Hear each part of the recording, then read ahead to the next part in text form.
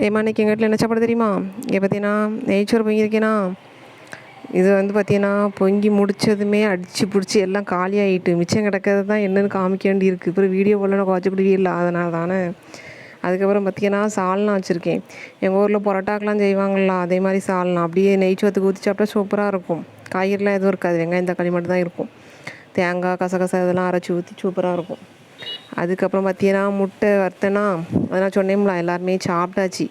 மிச்சம் இருக்கிறத நான் உங்களுக்கு காமிக்க வேண்டியிருக்கு. அதுக்கப்புறம் ஒருத்தி முட்டை வேண்டானாலாம் அவளுக்கு பன்னீர் வறுத்தேன். 1 லிட்டர் பால் வாங்கி செஞ்சு வறுத்தேன். ஆனால் அதுலேயும் இது இவ்வளோ தான் மிச்சம். சரி இது செஞ்சேங்கிறது காமிக்கிறதுக்கு அதாவது கிடக்கேன்னு. அதுக்கப்புறம் பார்த்தீங்கன்னா பழையது கிடக்கு. காலையில் சுட சுட எல்லாத்தையும் சாப்பிட்டாச்சு. ஏன்னா எங்கள் வீட்டுக்கு கொடுத்து விடணும்ல, அதனால் சுட சுட செஞ்சாச்சு.